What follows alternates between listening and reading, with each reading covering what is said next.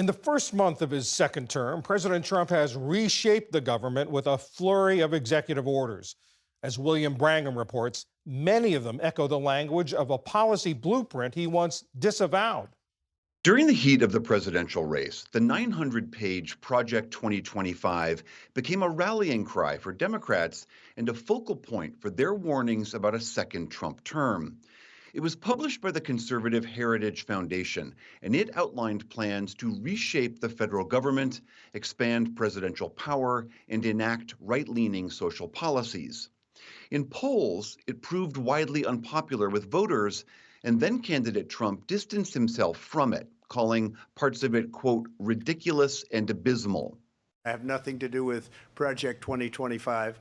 That's out there. I haven't read it. I don't want to read it purposely. I'm not going to read it. But a recent analysis by Politico found dozens of instances where President Trump's executive actions have closely aligned with Project 2025. Megan Messerly is a White House reporter for Politico and co-authored the piece. Megan, so good to have you on the program. Let's start with a big picture overview here. What policy aspects of the second Trump administration most dovetail with Project 2025, according to your reporting? We found significant overlap, on social issues, on immigration, on government staffing, energy, foreign affairs, the economy. But really the biggest category that we saw was this sort of social issues category, as President Trump has really taken this aggressive posture on culture war issues in the early weeks of his presidency. So I'm thinking about policies like ending diversity, equity, and inclusion programs, using the Civil Rights Act to remove, quote, gender ideology and critical race theory from schools, and also ending government efforts to fight misinformation and disinformation. And again, these were all things that Donald Trump promised that he would do what he could to eradicate when he got into office. On those DEI examples, are there some examples you can cite that illustrate the connection between the two? Right. So I think a really clear one is Project 2025 calls for deleting the term sexual orientation, gender identity, diversity, equity, and inclusion for really every federal rule, every agency regulation, contract, grant that exists. And one of the president's early executive orders similarly called for terminating DEI mandates, policies, programs under whatever name they appear. Another one that jumps out to me, Project 2025 really asserts that DEI has become this vehicle for what it calls unlawful discrimination in federal agencies. And we saw a corresponding executive order saying that federal hiring should not be based on race under what it describes as sort of the guise, is the word it uses, the guise of equity. Last week, as you know, a federal judge blocked this executive order that aims to restrict gender transition care for young people. What did Project 2025 say specifically about that issue?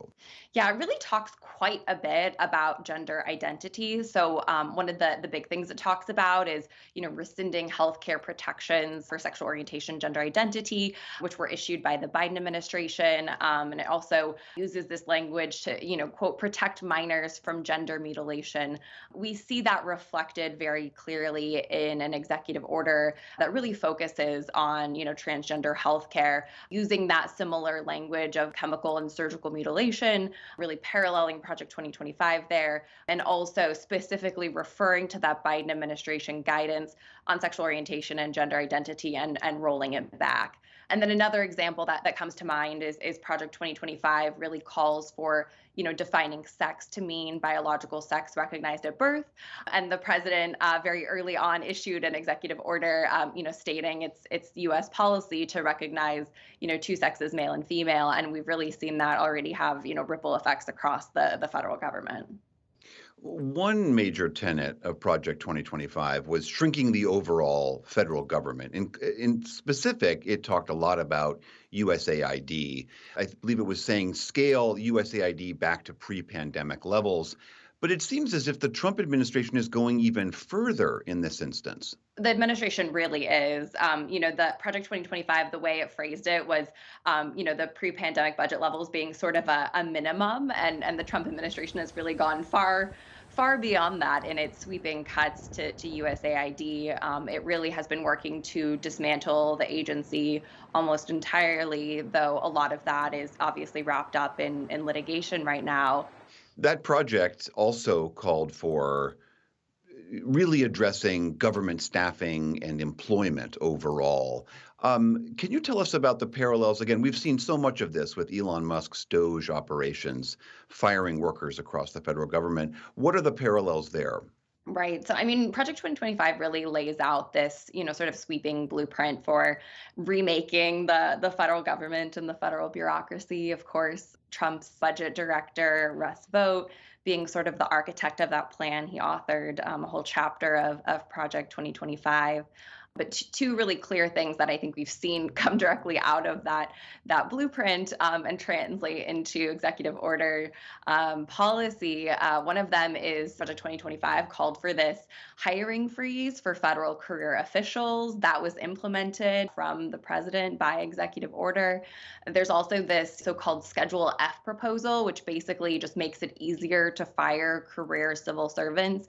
And we saw the president put that into place as well. And this really just underscores the president's vision and Russ Vought's vision really for reshaping the federal bureaucracy and for getting rid of what Vought often refers to as the fourth branch of government, which he refers to as sort of the administrative state, but the career workforce, the bureaucracy, the regulatory apparatus that he and President Trump believe have way too much power independent from the president.